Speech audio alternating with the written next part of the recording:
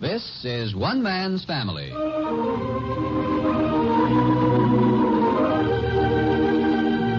One Man's Family is dedicated to the mothers and fathers of the younger generation and to their bewildering offspring. Today transcribed, we present Chapter 13, Book 72, entitled Christmas Morning with the Barbers.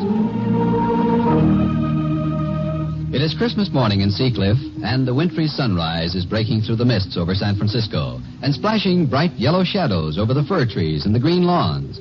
In the Barbour family home, where the family held their Christmas Eve celebration last evening, there are 2 lighted windows. In the kitchen, Mrs. Kettleman is preparing coffee for an early riser. And in the master bedroom, Fanny Barbour has just reached sleepily above her to turn on a bed lamp and look at the bedside electric clock. Rousing from a deep sleep, Henry opens his eyes. What time is it, Fanny? 7:18, Henry. Yeah, the sun's just coming up. Merry Christmas, Henry. My dear, well, Merry Christmas, so it is. It's going to be a lovely day. Yes, yeah. Oh, Henry, thank you for my gift. You thanked me last night, my dear. Twice. 3 times, I think. I've always loved topaz. I had the jeweler make it up especially for you, Fanny. I said I want a sparkling pin with an unusual gold background. I wanted it to have a jaunty air about it. That's what's so intriguing about it, Henry. When I opened the box, I thought, what a gay-looking, what a smiling sort of pin. Fanny, you slept with it pinned to your nightgown. Well, I couldn't bear to put it away, Henry. I'm glad you like it so much. Wasn't that a Christmas Eve, though? Paul was more like himself last night. Did you notice, Fanny? Yes, I was so surprised. You know, when we were watching the children unwrap their presents, he patted me on the arm in a very comradely way. We didn't say anything, of course, but I had a premonition. I thought Paul will come back to us. I could not. I couldn't bear it, Fanny, if he should marry that woman and move out of the home. We're not going to talk about it today. You promised me. Yes. Look at the yellow sunlight through our blinds, Fanny. It's going to be one of those sunny Christmas days, and we'll have all the family around again. Yes, I love the holidays. No, one would never guess it. Is it possible that you and I have lived together for half a century and more? Where do those years go, Henry? I don't know, Fanny. Half a century is the merest wink of time. You are still my young wife, and we have just settled down to raise a family. I can't believe that so many years have gone. Can you? I don't feel a bit different inside, Henry. Neither do I, Fanny. Well, I'm many years times a grandfather. My eldest son is the age that I feel myself to be.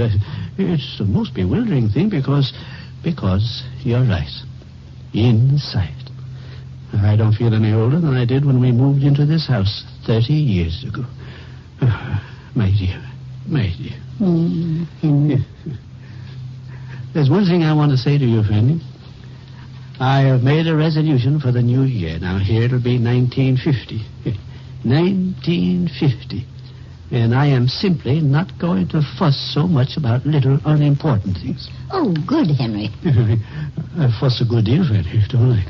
Well... Yes, I was thinking last night when all the turmoil and confusion was beginning to irritate me a little, I was thinking, now, tomorrow when they come back for breakfast and for Nicholas's phone call, I'll not fuss about anything, no matter how noisy the children are.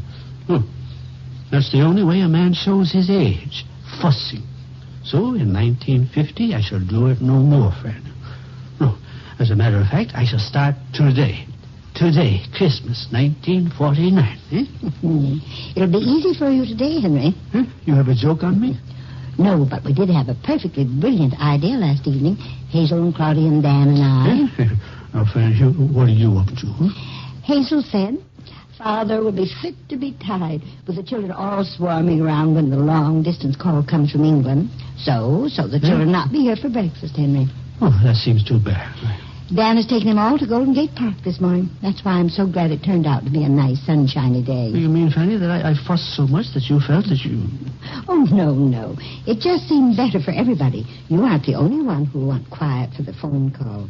Claudia does, too. Yes, that was very wise. Yes, I see. Well, you'll find that I'll be an easier man to live with in 1950, Fanny. That's a promise. But the children will come by today, though, eh? Oh, surely they'll come by this afternoon. Oh, now the sun is really up. Look, Henry. Fanny, isn't this a nice old bedroom, eh? Isn't this a comfortable old bed? What fortunate people we are, eh? Yes, who is it? Merry Christmas. Beavers, come in, my boy. Merry Christmas to you. Merry Christmas. Why, Clifford, how nice of you. I said to Mrs. Kettleman, how is it your orange juice always tastes better than other people's orange juice? And she said she chills the oranges, not the juice, that's why. Clifford, how very thoughtful. Put it right down there. And coffee, too. That's fine. This is a perfect morning. When I woke up and saw that sunrise, I thought, golly, wouldn't it be swell if somebody'd walk in now with orange juice and coffee? Yep, nobody did. Here, Henry, sit up. Here's your juice. Thank you, matey. So I thought it's Christmas. Do unto others as you wish somebody would do unto you. And here we are. Oh, hey, Mom, you're wearing your pin. She wore it all night, Cliff. I know just how you feel, Mom. Annie wanted to sleep in his baseball uniform instead of pajamas. Where are you going, son? I got another tray out there. Paul's going to get some service, too, this Christmas morning. Oh, that's nice, Clifford. Thank you. Where's Andy? He's having breakfast. Dan's going to pick him up in a little while. See you later. Merry Christmas. Thank you, my boy. Merry Christmas. Merry Christmas. Oh, he looked so happy, didn't he, Henry? Yes. He was happy because he was doing this for you and for me and for Paul. And that's the secret, eh, Fanny? Doing things for other people. That was a swell cup of coffee. Thanks a lot, Cliff. Got your eyes open now? Uh-huh. Yes. Christmas Day. Another year almost over. A lot of things happened in 49, Paul. Yeah. Never a dull moment, huh? And next year sometime you'll be a married man. Seems funny somehow to think of you as married, you know that? Been a bachelor a good long stretch, no doubt about that. But you've certainly found the right girl. I like her more every time I see her. So does Roberta. She really is wonderful, isn't she? Oh, it's perfect for you. I'm busting my buttons to spill on news you're engaged. How much longer are you going to keep it a secret? Oh, it isn't we want to keep it a secret exactly. We just decided it'd be better to wait till after the holidays. Didn't want to upset everybody right at Christmas time. It was Chris's idea. She realized how awkward it'd be if we announced it right now. Yeah, I suppose it would. Doggone, it's just a darn shame, that's all. What? You know perfectly well what. Don't give me that. Grand gal like Chris, and you can't even have her in your own house for Christmas. The girl you're going to marry, just because Dad is so stubborn. It doesn't make sense, Paul. Yeah, it's tough, all right. Well, don't you think when you tell the family it'll be all right, though? Dad's awful hard-headed, but I think you'll come around, don't you? I don't know. From the things he's said, it looks pretty doubtful. Yeah, but he always kicks up a fuss at first about practically anything is new or different.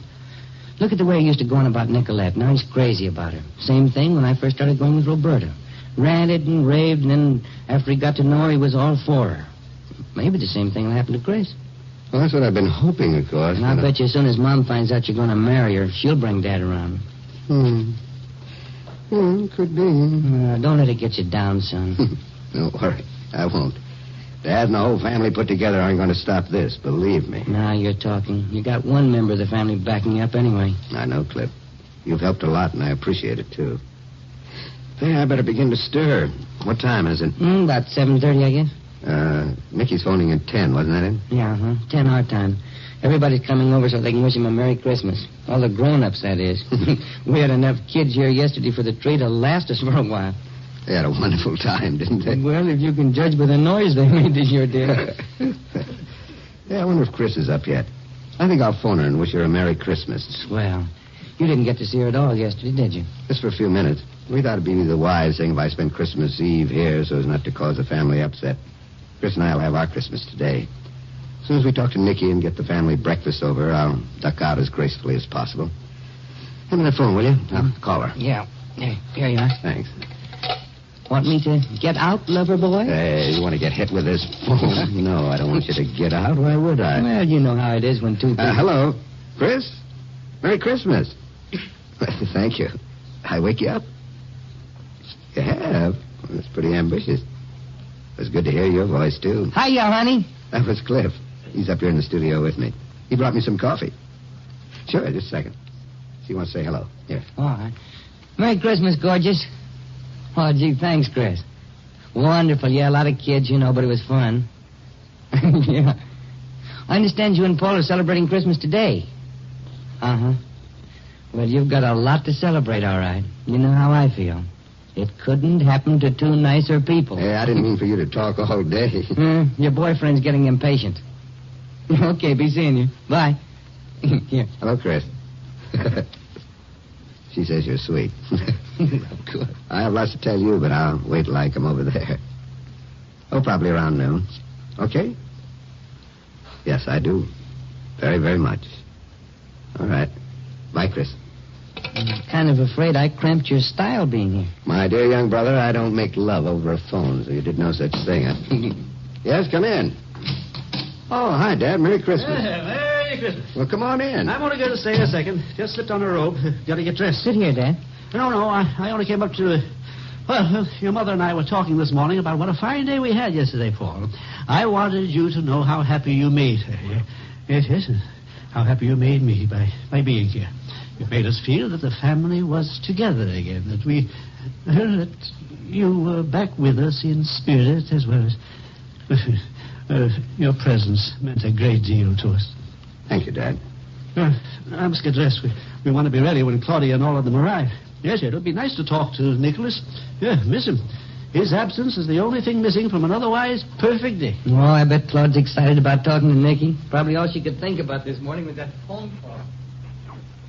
Just wait till I straighten the living room and we'll go, Joan. We must watch the time. Oh, I'm watching it. There's no hurry, Claudia. I made up a list of things to talk to Nicky about, and now I've lost it. Why in the world would you make a list, Mother? Well, you know how it is with long-distance phone calls.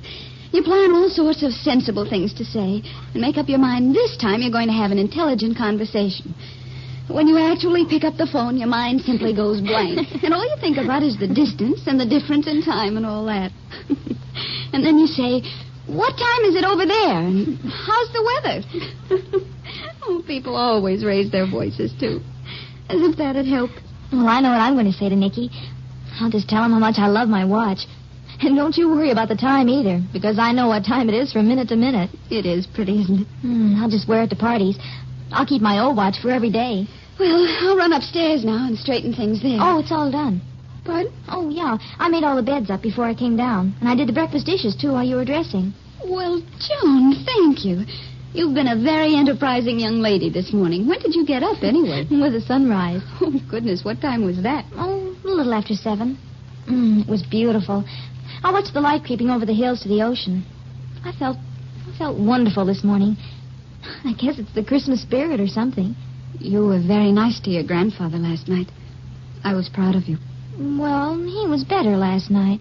He wasn't fussing at people. I almost felt sorry for him. Why? Oh, I don't know. He tried so hard to be nice. He wanted to be friends with Paul, but he couldn't be, really. Oh, I don't know. I watched them together. I think Paul was sorry for him, too, in a way. Why do you say that? Oh, Uncle Paul patted him on the shoulder once. It was almost as if he was thinking, that Grandfather was a stubborn old man, but sort of nice even so. When was all this? Oh, when the little kids were opening up the presents. It was strange, sort of. Uncle Paul looked kind of sad and amused and sorry for him. I got a queer feeling that Paul was saying goodbye. Oh, Joan, you're dramatizing. No, it was just something I felt. For a minute there, Grandfather looked different to me, too. He's really a wonderful old man, Joan. The world is changing all around him, but he stands for something fine. He stands all right. He's just planted.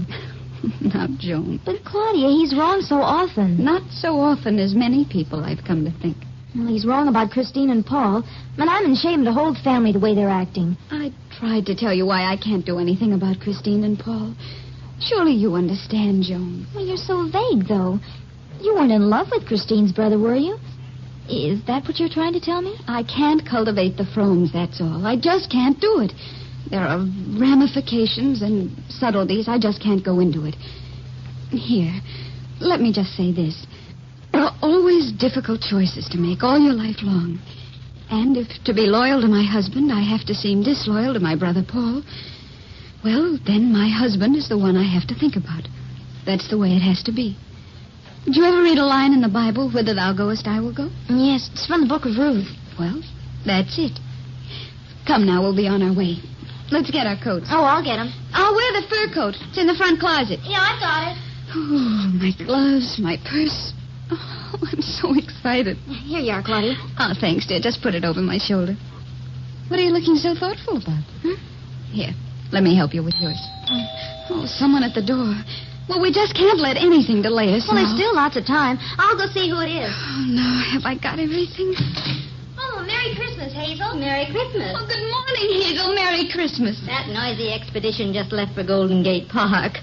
I thought I'd come by and walk over with you. Glad you did. We were just ready to go. Aren't you excited about talking to Nicky? Oh, I'm all right now, but I'll probably weep when I hear his voice. What are you looking for? My gloves, darn it. I just had them. Have you looked in your left hand? Oh, I guess I am a little jittery. Nicky'd be flattered if he knew. Oh, I've never in my life missed Nicky so much. Make sure the door's locked, Joe. Oh, yeah, I fixed the catch. What a sparkling, lovely Christmas day, isn't it, though? I saw the sunrise. Oh, it was beautiful this morning. It's nice we're all to be together again today. Is Nicolette coming over, do you know, Claude? I don't know just how Jack and Betty were going to work that out. Somebody will have to stay with the triplets. I think we've done pretty well to get everything all organized this early, don't you, Nicolette? Yes, indeed we have, Betty. Oh, did you ever see so much paper and ribbons? I've saved all the nice ribbon. We can press it out and use it for wrapping presents next year. Atta girl, Nicolette. Watch the pennies for the poor old Jack Barbers. Jack, why don't you put down that book and get ready? We have to be over at Father Barber's before too long. Oh, I can be ready in 2 shakes. We got it on the rest of them. We only have to go through the heads. But we don't want to be late for Nicky's phone call. We won't. This is Christmas. Don't rush me. What are you reading, anyway? He has been reading all the books the children got for Christmas. My, they got a lot of nice ones, didn't they? Well, I don't know. They look pretty, but they're not so hot when you get into them. Honestly, isn't that just like a man, Nicolette? He puts up a big howl about reading to the children at night, and here he spent practically all morning reading the books they got for Christmas. Yes, Jack, if you didn't read them now, you'd have the excitement of wondering what was going to happen when you read them to the girls. Oh, you got me wrong. I'm not reading these because I like them. This is research. Oh, Jack. Oh, I'm not kidding, Betty. I'm trying to find something to take the place of Peter Rabbit and Whimsy Mouse. I don't know, though. From what I've seen of most of these, I think I'd just as soon go on with dear old Whimsy. I ask you, who writes things like this? They're not written for you. They're written for children. If you liked the books, you don't suppose the children would, do you? I don't know about that, doggone it. We got smart kids. They'd probably like something a little more intelligent. Of course. Something like Whimsy Mouse. But just the same, listen to this. Little Chucky Chipmunk peeked out from behind a log. His home was in the forest. Isn't that silly? Where else would his home be? He's not going to live in a tent, is he, or an igloo? What difference does it make if the children like it? It stimulates their imagination, Jack. Could be. Little Chucky Chipmunk peeped out from behind a log. Fine thing for a lawyer to sharpen his mind on. I ought to be reading about res gestae and the quid pro quo. Well, if you ask me, Chucky Chipmunk makes more sense than all that law Latin does. I think so, too, Betty. Okay, one lone man can't win over a whole house full of women. Oh, you poor abused man. Give me a kiss. It's Christmas and you haven't kissed me once today. That's it. Now smile and think about all the nice presents we got. Yeah, we did. Say, what'd you get, Nicolette? I was so busy with our stuff, I never did get to see your present. Oh, I received so many wonderful things I wouldn't know where to begin. Everybody was so generous. They gave me too much, far too much. I would be embarrassed, but I know each gift was given with the heart. All the Barbers are so good to me. What did Paul give you? This bracelet I am wearing. See? Isn't it beautiful? She showed it to you last night, Jack. Don't you remember? Oh, did she? I guess I was too excited. What are those stones? Amethyst, that's my birthstone. I think it was sweet that Paul remembered that. But everybody remembers to do thoughtful things in this family. Yeah, we got a few thoughtful things ourselves. Some of them were a little too thoughtful, maybe. Why, Jack, what a hard thing to say. What are you talking about? I'm only kidding, Betty. I couldn't help but notice, though, that we got a lot of stuff that we've borrowed off and on. I wondered if it was a gentle hint. Big roaster. Won't have to borrow Claude's anymore. Did she give us that? Of course. She wouldn't have known we needed it if we hadn't borrowed hers. Didn't think of that. It's not a bad idea. We ought to borrow her cad. Jack, you're making it all sound so commercial. Well, this is a practical world, Betty. Might as well be practical. All right, Mr. Practical, you can start right now by getting ready. Say, what are we going to do with the triplets? Haul them over with us? Too bad we couldn't have farmed them out with Dan, too. No, I will stay here with the baby. You two go over. You'll want to talk to Nicky. You'll do no such thing. They're sleeping peacefully, and one of us can run right back after he phones. Nicky will want to say hello to you, too, Nicolette. Sure he will. Heck, it's only through the hedge. Won't hurt to leave him for a few minutes. Start them early to be independent. That's my motto. When you got 6 kids, they ought to be made to fend for themselves while they're still in the crib. That's fine talk, but those little darlings are going to be a long time before they do any fending for themselves. But they are getting pretty lively, I will admit that. They're lively in the lungs. Wow. Did they set up a caterwauling last night over at the house? I don't blame them. They were kept up too late. They're worn out today. But didn't they look cute last night when Father Barbour held them? Yeah, everything was fine until they decided to yell out in unison. He didn't like that much. And he's going to like it less if we're late, Jack. You know how he goes on when anybody walks in late when he's planned something. And here it is 9:45 and nobody's here. Now, Henry, I thought you weren't going to fuss. Fanny, my dear, I merely remarked that it's 9:45. Yes, over there in London, Nicholas must be waiting at the telephone, Fanny. Now, what if the call comes through, eh? He'll say, Claudia, are you there? And I'll have to explain that Claudia isn't even here. Well, that's fussing, if I ever heard it. It could happen. Why are people forehanded, eh, Fanny? Now, suppose Nicholas were calling me. Where would I be at 9:45, eh? You'd be sitting at the telephone, Henry. Of course I would. I'd be ready. You would have been ready for hours, Henry. Well, I certainly look forward to 1950, when you aren't going to do any fussing. Yes. Have you got plenty of wood in here, Dad? Yes, Clifford. Plenty of wood, thank you. Anybody bringing the morning paper? By George, no, I haven't seen it. We forgot it this morning, Clifford. I'll get it. What time is it? It's 9:47, Clifford. 9:47, and nobody's here yet. Paul dressed? Clifford, Paul dressed yet? He's gone, Henry. Doesn't hear you. Paul won't even be dressed. We'll have to send somebody upstairs for him, and he'll come wandering down in his robe and slippers with his hair all topsy-turvy. Now, Henry, you weren't going to pick at Paul on Christmas. I don't pick at people, Fanny. I was merely remarking that he won't even be dressed, which seems likely. That's characteristic of his behavior lately. He's either dressed up like Beau Brummel or not dressed at all. What? Fanny. What's the matter, Henry? When did the phone ring last? Why, I don't believe it's rung this morning. Why? It hasn't rung all morning. No, Henry. Why? It's out of order. Oh, now, Henry. That's just what would happen with a long-distance call coming from London. That would be characteristic of the telephone company. Poor Nicholas trying to get through to us and the phone out of order. Hello. Henry, you have to dial operator. Yes. I know you have to dial operator. Does it make that little buzzing sound? You can't hear a thing. Little rain in the night maybe, and down go the wires. Dial operator, Henry. I never saw anything more fragile than telephone wires. Merest little breeze, and they all collapse. The phone isn't dead, is it, Henry? Queer noises in here. Oh, hello, operator? Well, why didn't you answer? Huh? I thought the line was out of order. It wouldn't surprise... Huh? Well, I say it would... operator.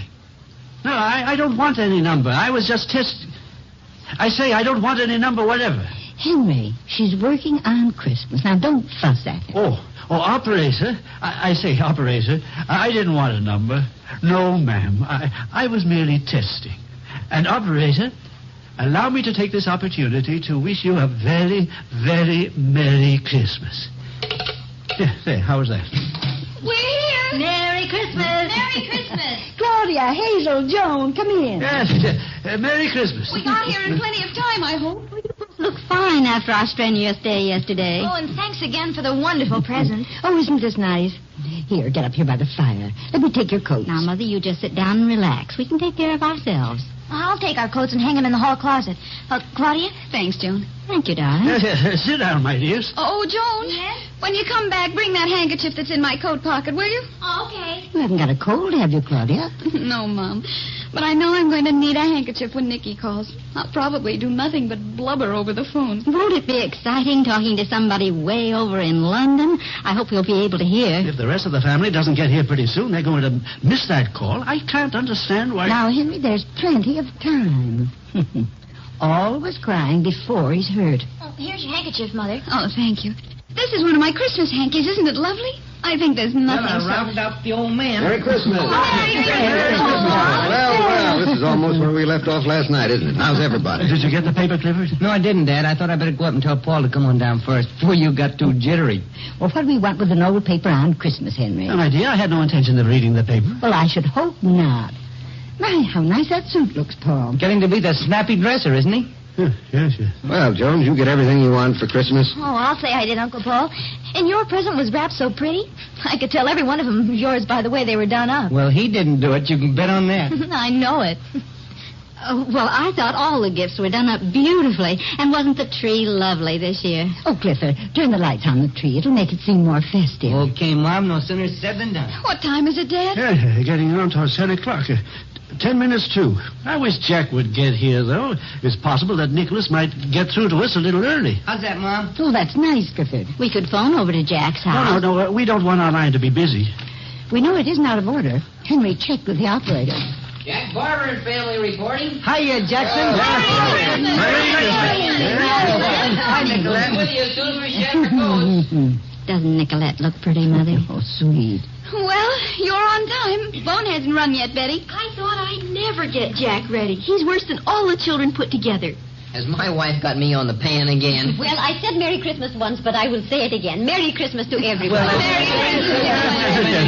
family all gathered around the fire. Now, this is a real Christmas day. A happy day. Sit down, everybody. Sit down and let me look at you all. I think I'll sit by you, Father. Fanny, we're very fortunate indeed to have such a fine, big family. Yes, Henry. Hey, that was the phone. Oh, it's Nicky. Get in the library, Claude, then you won't be disturbed. All right, everybody's got to say hello, though. I'm coming, Nicky. I'm coming. What order are we going to go in? Well, I think Father should go first, or Mother. Yes, and then... come on, Fanny. London calling. All right, Henry. Don't get me all excited. Come on, let's all go in. We can be quiet till it's our turn. How about it? Sure, come on. Hazel, Nicolette. All right.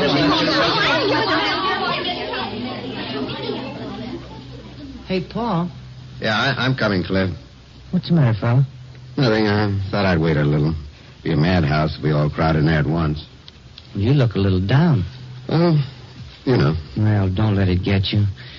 Maybe by next Christmas they'll all love Chris the way we do, and all of us will still be around the family hearth. Maybe.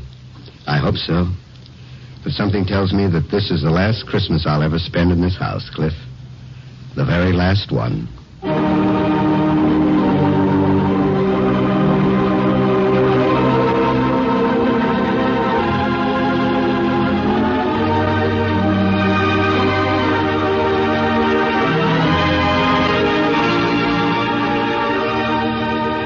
You've just heard Chapter 13, Book 72 of One Man's Family. Written, produced, and transcribed under the direction of Carlton E. Morse. The opening chapter of Book 73, entitled, What Does the Future Hold?, will come to you next week at this same time.